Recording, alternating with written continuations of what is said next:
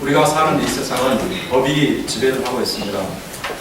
법의 핵심이 무엇입니까? 죄악을 행하는 사람들에게는 형벌로 받고 또 법을 지키는 사람들에게는 평온한 삶을 살도록 보장해 주는 것이 법이 하는 일이죠.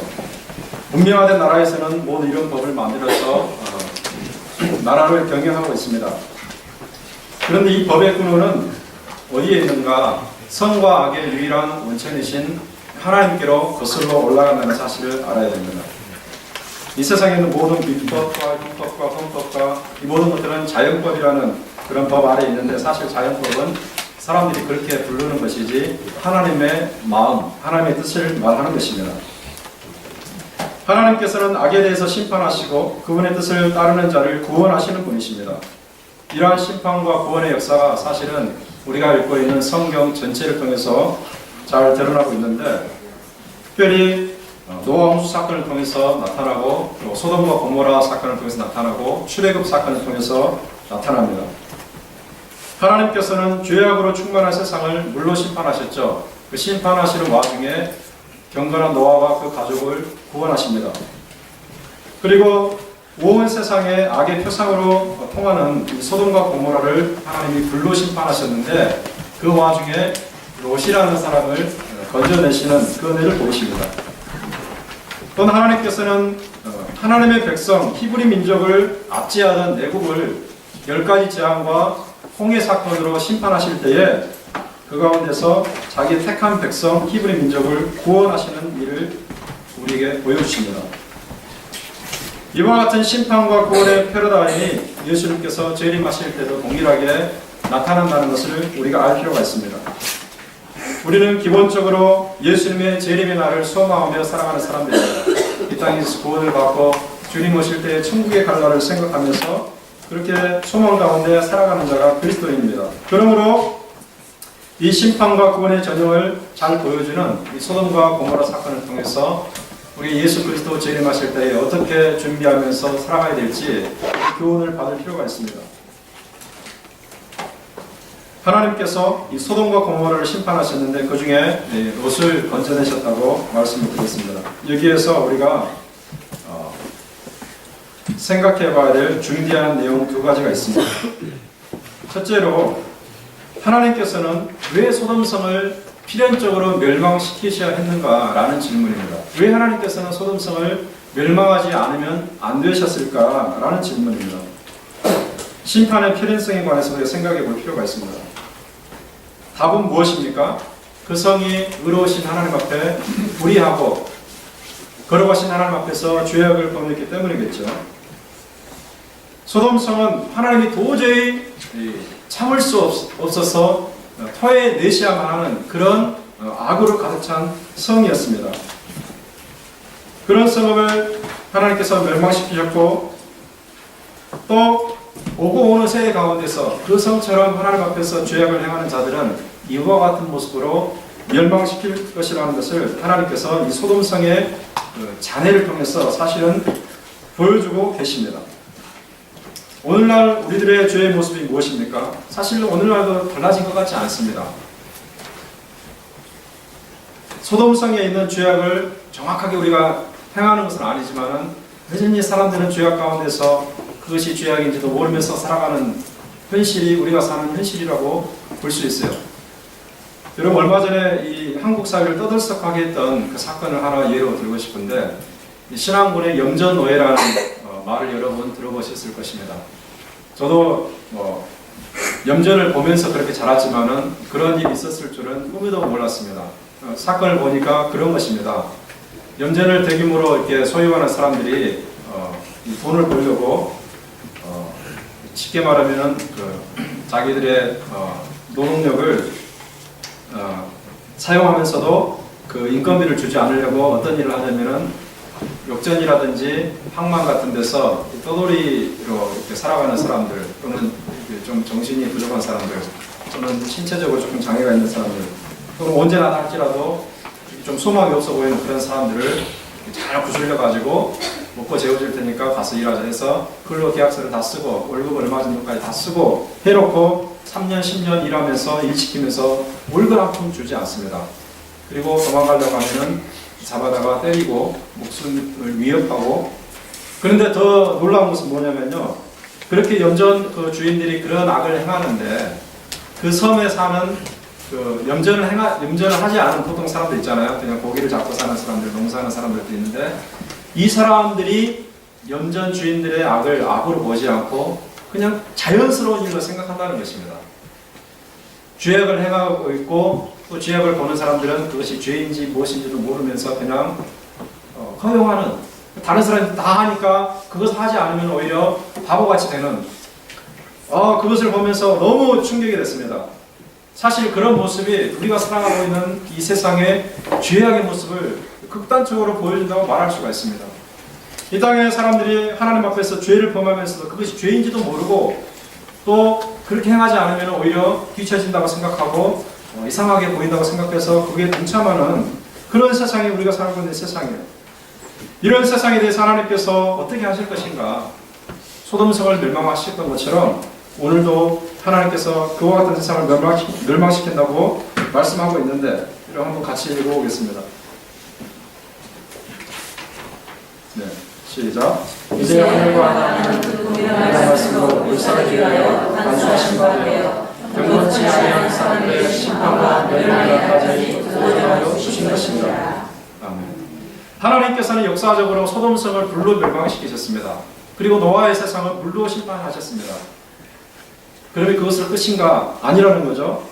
하나님께서는 여전히 심판을 계획하고 계시고 심판의 날까지 이 땅을 보존해 주신다고 말씀하시는 것입니다. 그래서 우리가 이 사실을 기억하면서 악을 행하는 것이 얼마나 무서운 결과를 우리에게 초래하는가 항상 경각심을 가지고 살 필요가 있습니다.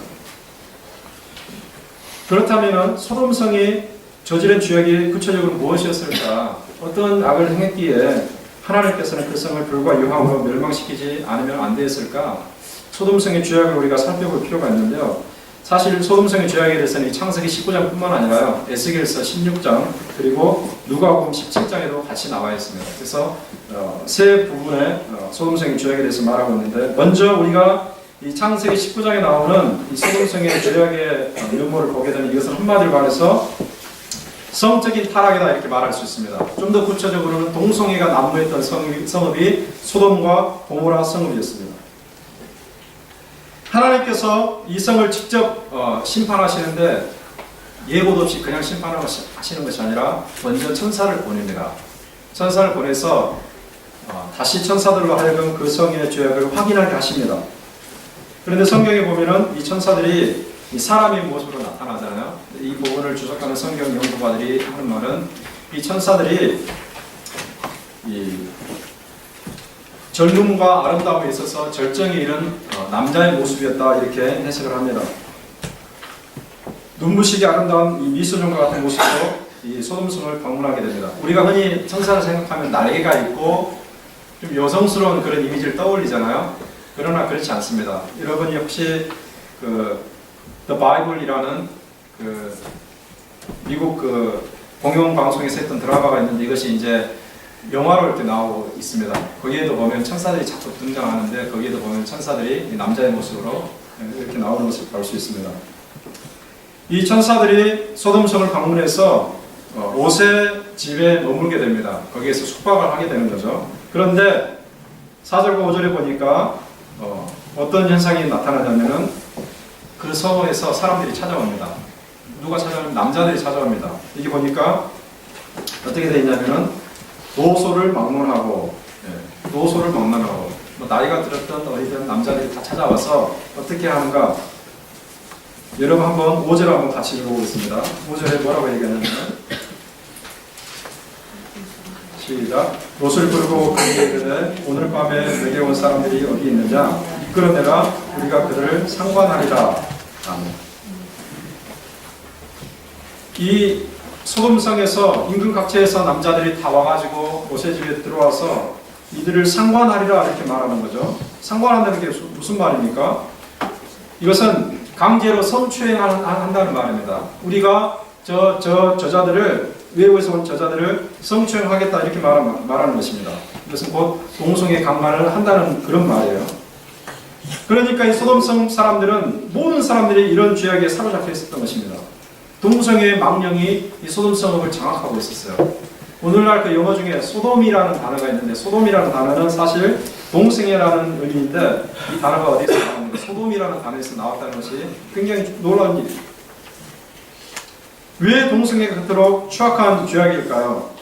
왜 소돔성 전체 멸망을 촉발한 엄청난 죄악일까요? 이것은 한마디로 말해서 하나님의 창조의 질서를 거스르는 일이기 때문입니다. 하나님께서는 인간을 창조하시고 창조의 질서를 세우셨는데 이것을 정면으로 거스르는 것이 동성애 죄인 것입니다. 그래서 이 죄를 범하는 자들은 하나님께서 사형에 처하라고 이렇게 말씀합니다. 너는 여자와 동침함 같이 남자와 동침하지 말라. 이는 가증한 일이니라. 이 가증한 모든 일을 행하는 자는 그 백성 중에서 끊어지리라. 하나님의 창조의 질서를 거스르는 자들은 하나님께서 사형에 처하라고 말씀하셨어요. 그럼에도 불구하고 이 소돔성 사람들이 이런 죄악에 얽매여 있으니 하나님의 그 심정이 어떻겠습니까? 성읍 전체가 그러니 2000년 전에도 그런 일이 로마에서 성행했었습니다. 로마의 이 동성애 문제가 정말 심각했어요. 로마가 사실은 기원 후 400년경에 외교의 침략에서 멸망하게 되는데 많은 역사학자들이 그렇게 분석을 합니다. 로마가 세계 최강이었던 로마 제국이 왜 그렇게 허무하게 무너졌을까? 물론 그 야만인들의 침략에 견디지 못해가지고 무너지는 측면도 있었지만은 사실 로마 내부에 있었던 문제가 더 심각했습니다. 성적인 타락, 그리고 사치와 방탕과 이런 것으로 인해서 사람들의 정신이 흐려져 있었고 도무지 사회를 지탱해 나갈 만한 그런 근간이 무너져 있었던 그 시대가 로마 시대였습니다. 오늘날은 어떤가? 오늘날에는 이런 죄악이 없는가? 사실 오늘날에는 더 무서워지고 있습니다. 왜 그러냐면요. 이 소돔 시대라든지 그 다음에 2000년 전 로마 시대라든지 그때는요. 그런 것들을 죄악으로 사람들이 인정을 했어요.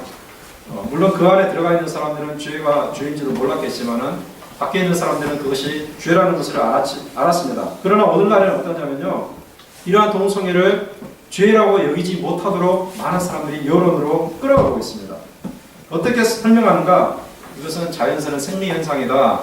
어떤 사람은 동성애를 할 수 있도록 태어났기 때문에 그것을 죄라고 말하는 것은 그 사람들이 인권을 유린하는 일이다. 이렇게 인권의 문제까지 이렇게 붙여가지고 이상한 데로 끌어갑니다.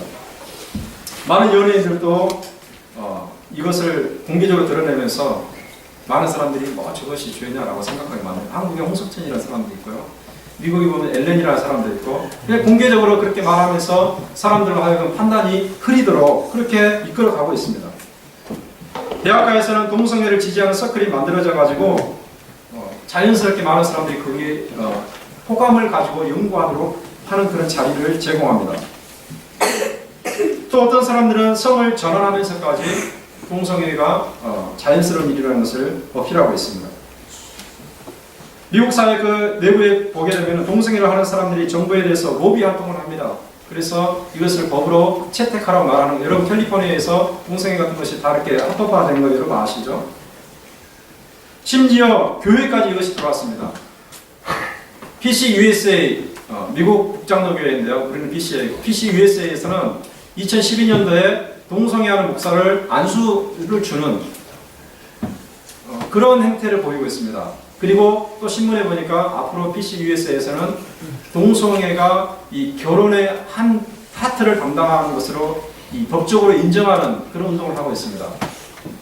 그래서 너무나 어처구니 없어서 이 PC USA에 있는 교회들이 많이 지금 탈퇴를 하고 있습니다. 제가 지난주 신문을 보니까 텍사스에 있는 4,000명 이상이 모이는 교회가 이 PC USA에서 9번째로 많이 모이는 교회인데 그 교회가 탈퇴를 했어요. 그런데 교단을 탈퇴하려면은 성도들이 투표를 해가지고 3분의 2 이상의 찬성이 나와야 됩니다. 66.7%가 나와야 되는데 몇 퍼센트 나왔냐면은 93%가 나왔습니다.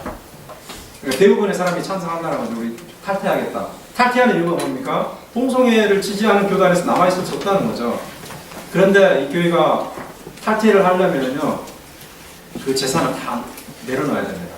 우리 PC에는 그렇지 않지만 PCUSA는 우리가 이 교회 재산을 만들어내도 이 교단을 탈퇴할 경우에는 그 재산을 다 놔두고 가야 됩니다. 그런데 이런 숫자가 너무 많으니까 갈 데가 없어가지고 그 교회를 건물을 사용해야 됩니다. 그래서 결정하는 것이 우리가 교단에다 이 건물에 해당되는 밸류 900만 불을 지불하기로 하고 이 건물을 쓰는 그런 결정을 내는 겁니다. 그러니까 교단에서 탈퇴하기 위해서 무려 900만 불이나 손해를 보고 그런 결정을 한 것이죠. 왜 그렇습니까?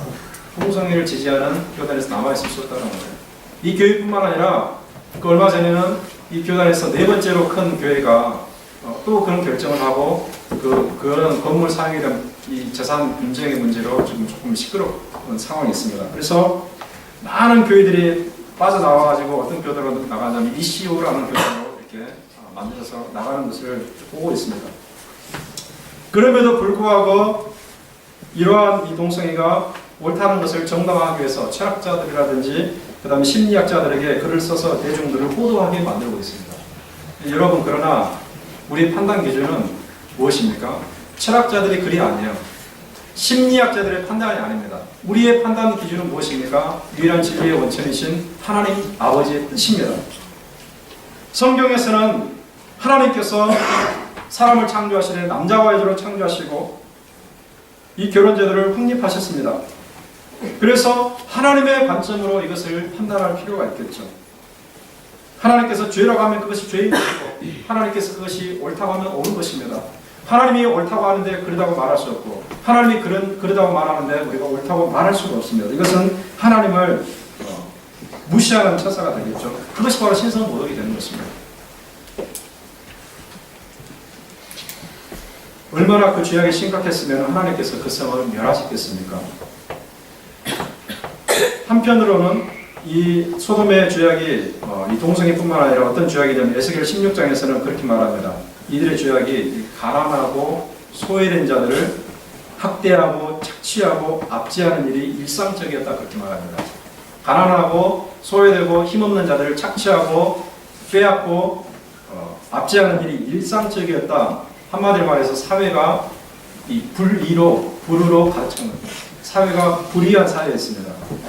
힘없는 자는 살아남을 수가 없고 힘 있는 자만 살아남을 수 있는 약육 방식의 사회가 바로 소돔성으로 되어 있습니다. 또 누가복음 17장에 보니까 예수님께서 이 소돔성의 죄악을 어떻게 말씀하시냐면요. 사람들이 먹고 마시고 시집가고 장가가고 심고 집을 세우는 일로 말합니다. 이것을 보면 우리는 조금 우아하게 생각됩니다. 아니 그것이 무슨 죄악입니까? 일상적인 삶의 모습인데 그렇잖아요. 먹고 마시고 시집가고 장가가고 심고 씨앗을 뿌리고 거두고 또 집을 세우고 이건 일상적인 일입니다. 그런데 이런 동일한 일이 노아 시대에도 있었고 바로 하나님께서 이러한 일로 인해서 노아 시대를 멸망시키시는데 왜 그러한가 이유를 생각해 볼 필요가 있습니다. 일상적인 일 자체가 죄악이 아닙니다. 죄가 될 수가 없죠. 먹고 마시는 게 뭐가 죄가 됩니까? 네. 집을 세우는 것이 시집가고 장가가는 것이 직업을 얻는 것이 죄가 될 수가 없죠. 그런데 여기에서 주님이 지적하시는 것은 그것이에요. 그것 자체가 죄가 아니지만 그것에 너무 깊이 빠져 있다 보니까 하나님의 뜻을 망각하고 하나님의 그 심판의 경고를 망각한다는 거죠. 그러니까 그것이 죄의 심판의 원인이 되는 것입니다. 너무나 세속적인 삶에 깊이 빠져 있다 보니까 그 삶의 깊숙이 관여하다 보니까 너무 깊이 빠져 있다 보니까 하나님에 관해서는 도무지 생각하지 못하는 겁니다. 하나님께서 그 악한 성을 심판하실 때 이들은 그 심판의 경고를 듣지 못하는 것입니다. 14절에 보면은 여러분 창세기 19장 14절에 보면은 이 소돔 성읍 사람들이 그런 너무 삶에 깊이 빠져서 하나님의 그 심판의 경고를 무시하는 내용을 볼 수 있는데요. 이런 본문 14절을 같이 한번 읽어볼까요? 시작. 롯이 나가서 그 딸들과 결혼한 사위들에게 말하여 이르기를 여호와께서 이 성을 멸하실 터이니 너희는 일어나 이곳에서 떠나라 하되 그의 사위들은 농담으로 여겼더라. 여기 보면은 이 농담으로 여긴 그 사람들이 나옵니다. 롯이 천사의 말을 듣고서 자기에 가까운 사람들에게 말을 해줍니다. 하나님께서 이 성을 멸하신다고 그러는데 빨리 나가자. 이렇게 말. 자기 두 딸이 있었는데 두 딸들과 이제 이 결혼을 앞두고 있는 사위들이 있었습니다. 다 살려내야 되잖아요. 그래서 말하는데 딸과 부인은 이 말을 듣는데 사위들은 듣지 않습니다. 농담으로 여기다 듣는 거죠. 왜 그럽니까? 그냥 그런 삶에 너무 깊이 빠져 있어가지고 하나님의 말씀이 귀에 들어오지 않습니다. 도무지 하나님께서 그런 일을 하신다는 걸 난 믿을 수가 없습니다. 그래서 믿지 않고 그냥 헛소리로 여기는 것입니다. 그런 사람들은 갑자기 찾아오는 멸망을 피할 수가 없겠죠. 이 사위들은 다른 사람들과 더불어서 멸망에 처해지게 되는데요. 이 한국에서도 유사한 일이 있었습니다. 제가 한번 이런 사건을 본 적이 있는데 1979년 8월 25일에 경상남도 하동읍에서 발생한 사건이에요. 가을 추수를 앞두고 있는 그런 때였습니다. 그런데 이 농부들이 이제 몇 주 후면은 이 창고에 가득 쌓이게 될 이 쌀을 생각하면서 그 들뜬 가운데 이 추수를 이렇게 준비하고 있는 그런 시대였는데 갑자기 하루아침에 이 하동읍 전체가 물에 잠기고 그 사람들이 죽게 되는 엄청난 일이 발생했습니다. 대참사를 겪었습니다. 원인이 뭐였냐면요. 그 마을 위에 섬진강 뚝이 있었는데 오랫동안 비가 계속해서 내리면서 이 섬진강 뚝에 물이 계속 차올라가지고 이 댐이 그 물의 압력을 지탱할 수 없을 만큼 됐어요. 그래서 댐이 무너지면서 이 물이 갑자기 달려들어가지고 그 마을을 이렇게 추장시켰고 사람들을 죽게 만들었는데 뭐 댐이 무너진다고 해서 사람까지 죽겠습니까? 그렇지 않겠죠. 사람들이 죽게 되는 것은 이 사람들이 그것을 대비하지 못하기 때문에 그런 것입니다. 마을은 잠길지라도 사람은 살아날 수 있잖아요. 그런데 대비할 수 있는 시간이 있었지만 대비할 수 있는 기회가 있었지만 그것을 활용이 못했습니다. 이장이 그 소식을 듣고서 면회에서부터 듣고서 아침부터 계속해서 말을 해서 이장이 마이크로 지금 댐이 무너지니까 몇 시간 후면 무너지니까 여러분 빨리 목숨만 살리시기 바랍니다. 목숨만 건지시기 바랍니다. 빨리 도망가시기 바랍니다. 무려 4시간 동안 얘기를 했어요. 그런데 이 하동읍 사람들이 믿지 않았어요. 아니 뭐 조상 대대로 한 번도 이런 일이 없었고 우리 시대에 이 댐이 무너진 적도 없었는데 무슨 비가 많이 온다고 해서 댐이 무너지겠냐 하면서 이장의 말을 그냥 흘러들었어요. 괜히 하는 소리라고 들었어요. 그런데 이 사람들이 남아있는 그 시간에 댐이 무너지면서 이 농토는 물론 이 사람들 목숨까지 완전히 그냥 물에 잠기고 말았습니다. 그러니까 경고가 있었음에도 불구하고 경고를 듣지 않고 그냥 우습게 여기니까 농담으로 여기니까 그 경고가 그대로 현실이 되는 것입니다. 오늘날 얼마나 많은 사람들이 하나님의 심판 경고를 농담으로 여기고 있는가 베드로후서에서 그것을 우리가 확인할 수 있어요.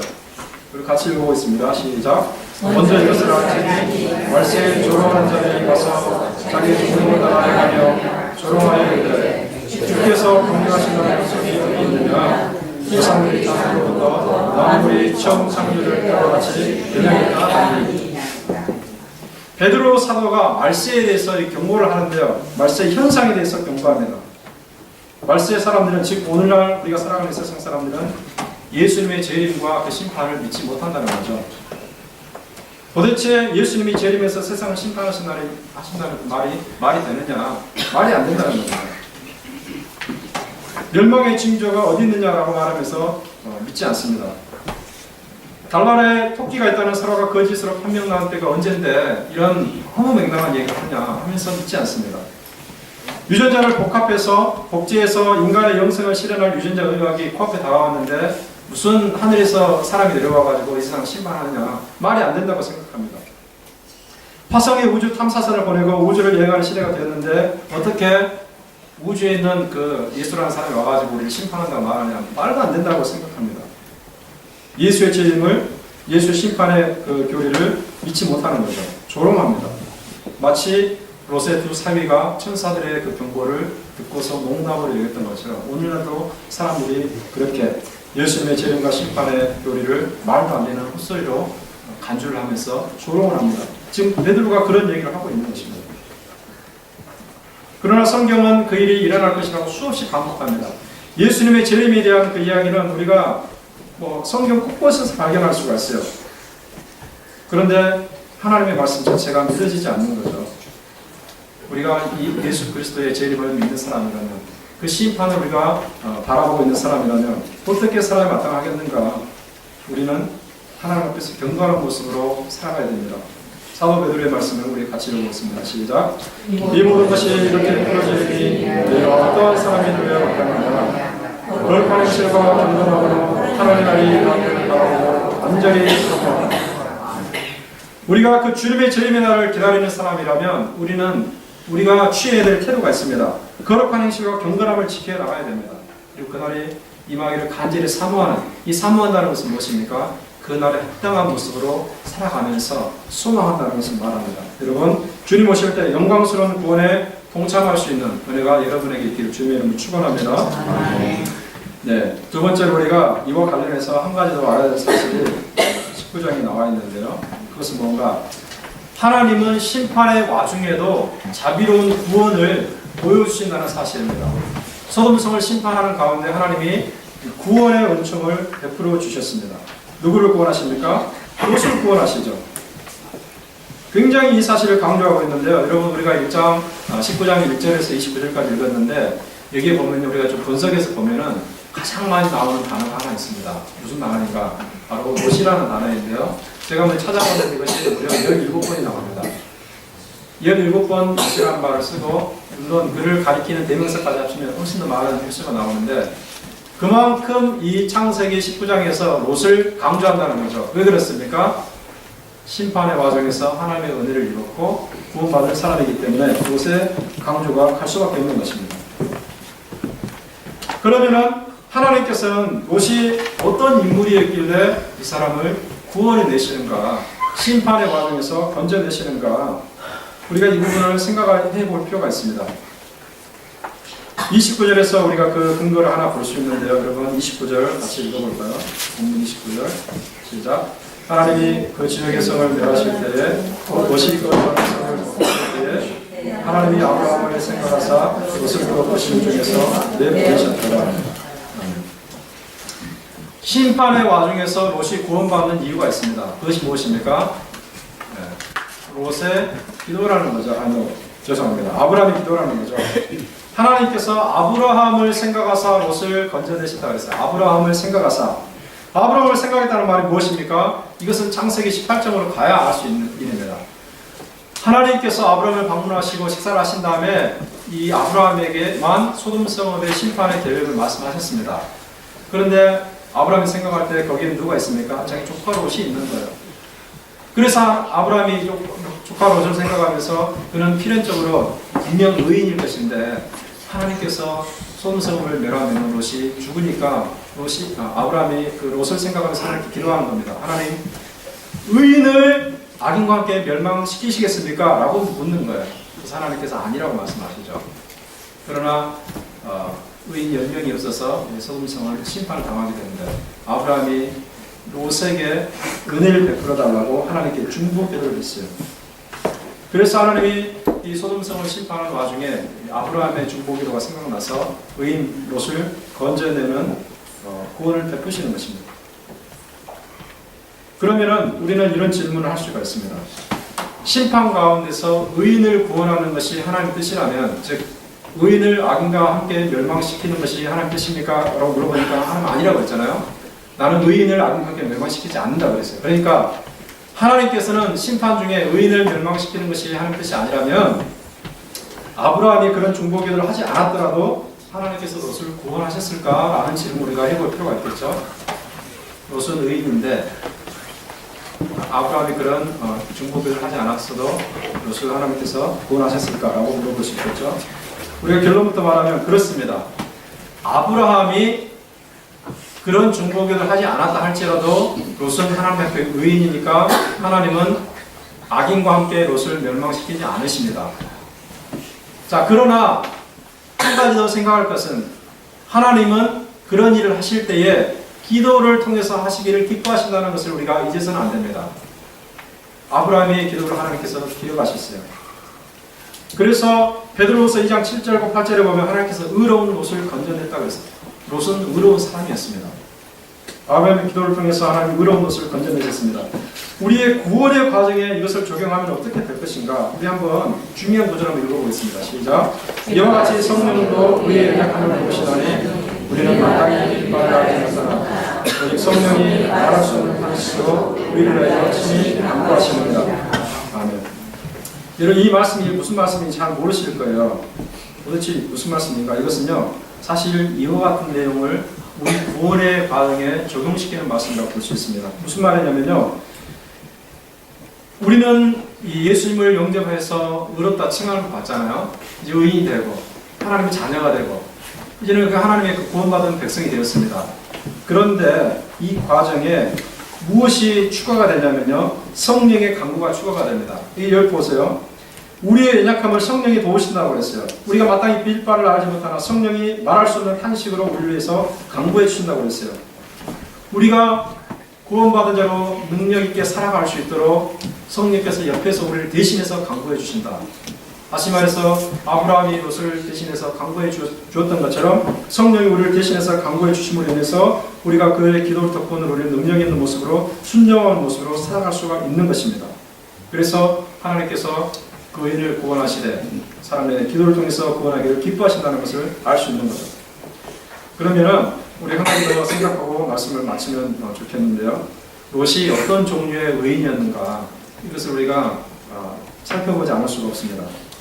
롯이 의인이라고 그러는데 그러면 도무지 어떤 종류의 의인인가? 한마디로 말하면요, 두 가지 요소를 갖추고 있는 의인이었습니다. 의인은 의인이되 연약한 의인이었다. 쉽게 말해서 완벽한 의인이 아니었다라는 말이죠. 완벽한 의인이 아니었다. 이것은요, 오늘날 예수 믿고 구원받아서 신앙생활하는 대다수 예수 믿는 사람들의 자화상이기도 합니다. 우리는 의인이긴 하지만 완벽한 의인이 아닙니다. 연약한 의인입니다. 롯에게는요, 의로운 면이 있었습니다. 어떤 면입니까? 하나님의 뜻을 따라 살고자 하는 간절한 그 열망, 간절한 소원이 있었습니다. 베드로후서 2장 7절과 8절에 보니까 하나님께서 의로운 롯을 건졌다고 그러는데, 어떻게 말하면 롯은 어떤 사람이었냐면요, 경건하게 살기 위해서 무척 몸부림치는 사람이었습니다. 그 소돔 성읍의 사람들의 그 악한 행실을 보면서 어떻게 했냐면요, 무법한 자의 음란한 행실을 말미암아 고통을 당하는 사람이었어요. 그들의 죄악을 보면서 마음이 고통이 있었어요. 그래서 그들의 악한 것을 보고 들으면서 의로운 심령을 상하는 사람이었습니다. 의로운 심령을 상하는 사람이었습니다. 여러분 잘 생각해보세요. 오늘날 우리가 이 세상을 살아가고 있는데, 여러분들이 만약에 죄악을 보면서 신문에서, TV에서 이런 우리 주변에서 죄악을 보면서 가슴이 아프고 저 사회에 대해서 분노가 일어나고 어떻게 하면 저 사회가 하는 뜻대로 고쳐질까라는 그런 간절한 열망이 있다면 이 사람 사실은 의로운 사람이라고 우리가 인정할 수 있겠죠. 그런 사람이었다는 거죠. 거꾸로 뒤집어서 얘기를 하면요, 만약에 우리가 신문에서, TV에서, 우리 일상에서 이런 죄악들을 보면서 넘하면 아무런 어떤 감동도 없고 그냥 자연스럽게 생각한다면 여러분 그 사람이 의인이라고 말할 수 있겠습니까? 같이 죄악에 물들어 있는 거예요. 죄를 죄로 여기지 않는, 완전히 판단력이 마비되어 있고 감정이 마비되어 있는 그런 사람이겠죠. 롯이 얼마나 그 사람들의 죄악을 말리려고 했냐면, 여러분 본문 7절 한번 보시기 바랍니다. 7절 한번 보세요. 이렇게 말하죠. 이르되 청하노니 내 형제들아 이런 악을 행하지 말라 그랬어요. 주변의 사람들이 와가지고 그 천사들 강간하려고 하니까 롯이 안 된다고 하면서 절대로 이런 악을 악이라고 말, 이것은 악이다. 그 사람들은 당연한 일로 생각하는데 롯은 악이라고 생각하는 거예요. 그만큼 이 롯은 이 죄악의 문제에서 민감한 사람이었습니다. 그들의 삶을 보면서, 그들의 사악한 행위를 보면서 심령이 괴로워서 어쩔 줄 몰라 하는 사람이었어요. 그런데 하나님께서는 바로 이와 같은 욥의 면모를 의로운 모습으로 도와주시는 것이죠. 그러나 한 가지 우리가 잊어서는 안 될 것은요, 롯은 그렇게 악한 자들의 죄악을 보면서 가슴이 아픈 의로운 심령을 상하는 그런 사람이었지만 완전한 사람은 아니었습니다. 우리는 이런 공식을 가져서는 안 됩니다. 의인은 완전하다. 노아도 그 의인이라고 했잖아요. 당시에 완전한 자라고 했는데, 이것은 사실 하나님처럼 그 하나님과 그 견줄 만한 완전함이 아닙니다. 의인은 완전함이라는 공식을 우리 가져서는 안 됩니다. 그것은 성경적이지 않습니다. 그런 사람은 단 한 사람도 그 예수 그리스도밖에 없습니다. 오직 예수님만이 완전하신 분입니다. 롯이 의인이긴 하지만요, 어떤 의인이었냐면요, 죄악된 세상에서 같이 살면서 그곳에서 성공과 출세를 이루어낸 사람이었어요. 다시 말해서 세속적인 문화를 단호하게 뿌리치는 것은 어려운 사람이었다 이렇게 말할 수 있습니다.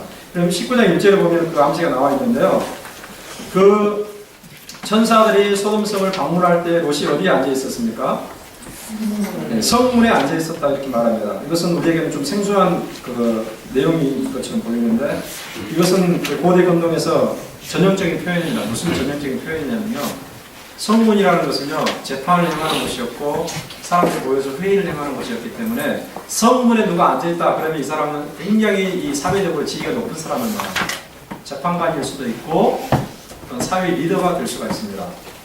롯이 그곳에 앉아있었다는 것은 롯이 그 소돔성읍에서 굉장히 높은 위치에 있었다는 것을 말합니다. 즉, 그만큼 성공했다는 거죠.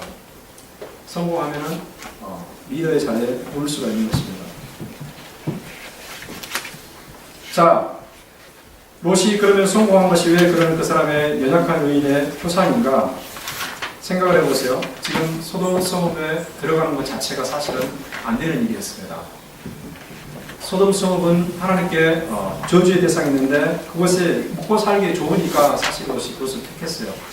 그래서 거기 살게 되는데 거기에서 높은 위치까지 올라갔다면 이 사람이 거기서 열심히 살았겠죠. 출세를 위해서 열심히 살았겠죠. 그곳에는 문화를 완전히 저버리고 그곳을까지 단절하면서까지 성공할 수는 없습니다. 사실 그렇잖아요. 산속에 들어가서 성공할 수 없는 것입니다. 그러니까 사실은 롯이 하나님 앞에서 그 사람들의 악한 행위를 보면서 가슴이 상하는 심령이 무너지는 그런 이 의로운 모습을 보이긴 했지만 그와 동시에 그런 이 세상의 그런 문화를 수용하면서 거기에서 성공을 일궈낸 그런 사람이었습니다. 그러니까 롯은 의인은 의인이지만 악에 대해서 가슴 아파하는 의인은 의인이지만은 하나님께서 온전함을 이루어내지는 못했다는 것을 우리가 알 수 있습니다. 그럼에도 불구하고 하나님께서는 그 롯을 불쌍히 여기시고 하나님께서 자비를 더하셨다는 것을 우리가 알아야 됩니다. 하나님은 우리가 완전한 의인이어서가 아니라 불완전하지만 그럼에도 불구하고 우리에게 은혜를 베푸시는 것을 이 롯의 모습을 통해서 볼 수가 있습니다. 롯이 또 어떤 모습을 연약한 모습을 보이냐면 19절에 16절에 보니까요. 이 떠나라고 하는데 우물쭈물하고 있습니다. 여러분 19, 16절 한번 봐보세요. 16절 보세요. 제가 읽어볼게요. 그러나 롯이 지체했다고 그랬죠. 그 사람들이 롯의 손과 그 아내 손과 두 딸의 손을 잡아 인도하여 성 밖에 두니 여호와께서 그에게 자비를 구하시려 했더라. 롯이 지체하고 있습니다. 뭔가 이렇게 조금 미련이 남은 거예요, 사실은. 그러나 하나님께서 그런 지체하는 롯의 손을 붙잡아서 이끌어내는, 오늘날은 마찬가지입니다. 하나님께서 우리에게 구원의 길을 제시하시는데 어떤 사람은 우물쭈물합니다. 단호하게 결단을 내리지 못합니다. 우물쭈물하고 갈등하면서 갈팡질팡하는 모습을 보이기도 합니다. 또 하나님께서 어떤 일을 명하시는데 자꾸 삐죽거리고 우리가 하나님 앞에 상처가 되기도 합니다. 그러나 하나님은 여전히 우리를 붙잡아 내신다는 사실입니다. 우리가 우리의 자의적인 그런 의지로 하지 못하면 하나님께서 강제로 붙잡아 내서라도 그 구원의 도상에 가게 하시는 것을 롯을 통해서 볼 수가 있어요. 이것이 하나님께서 심판의 와중에도 보여주신 그 자비로운 구원의 모습이 되는 것입니다. 이것은 롯에게만 있는 것이 아니라 오늘날 우리에게도 동일하게 있는 하나님의 은혜인 것이죠. 그런데 이 은혜를 받으면서도 그 은총을 무색하게 만들어버린 한 사람이 있는데요. 그것은 바로 롯의 아내였습니다. 이 롯의 아내는 어떤 사람이었는가? 하나님께서 이루어내실 그 구원의 은총보다 세상에서 그가 이루어냈던 재물에 더 관심이 있는 사람이었어요. 구원 이후에 새로운 삶에 대한 소망보다 멸망할 세상에 죄악에 미련이 있는 사람이 바로 롯의 아내였습니다. 26절에 보니까 롯의 아내가 어떻게 됩니까? 소금기둥이 되고 나왔습니다. 이것도 사람들이 웃기다고 말합니다. 도대체 이 신화적인 이야기를 어떻게 믿습니까? 이렇게 물어보죠. 곰이 마늘을 먹고 사람이 되는 이야기나 롯의 아내가 소금기둥이 되는 이야기나 똑같아 보이는데 뭐가 믿을 수가 있겠습니까? 라고 말하죠. 곰이 마늘을 먹고 사람이 되거나 알에서 깨어나서 왕이 됐다는 것은 사실 신화입니다. 그러나 성경에 나와 있는 이 이야기는 신화가 아니라 역사적인 사실 그대로 기록하고 있습니다. 예수님께서 이 사실을 인용하면서 롯의 아내를 생각하라고 그랬어요. 롯의 처를 생각하라고 그랬어요. 진리이신 예수님께서 그것을 역사적인 사실로 받아들이셨다는 것은 역사적인 사실임에 분명하지만 우리가 이것을 인간적인 차원에서 좀 더 이해할 수 있는 그런 설명을 하자면 이렇습니다. 이것은 고고학자들의 그 연구를 우리가 도움받아서 하는 설명인데요. 이런 설명입니다. 소돔과 고모라가 위치한 성읍은 고대에서 굉장히 유황 성분이 많은, 그리고 소금이 굉장히 많은 사해 주변에 있어요. 여러분 그 이스라엘 지도 보면 사해가 있고요. 사해 주변에 소돔과 고모라 성읍에 그 유적지가 있습니다. 그 당시 그곳은 독특한 지형과 지리적 환경 때문에 이 지진 활동이 많았다고 합니다. 그리고 가끔씩 땅에서 유황가스가 지독하게 많이 나왔다고 해요. 러시아는 소돔성을 빠져나가서 일정한 거리를 두고서 소돔성을 향해서 바라보고 있었습니다. 무엇 때문에 그런 겁니까? 너무 아깝잖아요. 지금까지 일궈낸 그 재산과 모든 것이 너무 아까운 거예요. 그래서 미련을 가지고 서 있는데 마침 그 땅이 소금이 많은 곳이어서 그 성에서 그 땅에서 유황가스가 올라오면서 이 사람을 너무 곱게 만들고 소금 성분이 그 사람을 휘감아가지고 사실은 소금 기둥이 된 것입니다. 왜 하나님께서 그 여인을 소금 기둥으로 만들면서까지 심판하십니까? 뒤를 돌아보았기 때문에. 세상에 대한 그 미련을 버리지 못하고 구원의 길을 가볍게 여기기 때문에. 사실은 여러분 아무리 세상에 많은 것이 있어도 그것이 멸망할 것이라면 구원의 길로 가야 마땅하지 않겠습니까? 그것은 그 길을 택했어요. 새로운 인생을 다시 시작하겠다고 생각한 겁니다. 그런데 모세 아내는 나가다가 다시 새로운 인생을 시작하는 것이 겁이 나는 거예요. 내가 지금까지 일궈놓은 것이 얼마나 많은데 이것을 다 버리고 새로운 인생을 시작하겠냐. 빈손으로 시작할 수 없다는 거죠. 그래서 모세 아내가 미련을 가지고 멸망하는 성읍에 동조를 하면서 거기에 남아있는 결과 하나님의 심판을 당하고 만 것입니다. 우리는 여기서 중대한 구원을 받을 수가 있겠죠. 여러분, 우리는 예수 그리스도의 재림을 바라보는 사람들입니다. 주님은 소돔성을 멸망시키셨듯이 노아의 시대의 세상을 멸망시키셨듯이 이제 주님이 재림하실 때 이 성읍을 멸망시킨다고 성경을 통해서 예언하고 있습니다. 이러한 때 우리가 어떻게 살아야 마땅하겠습니까?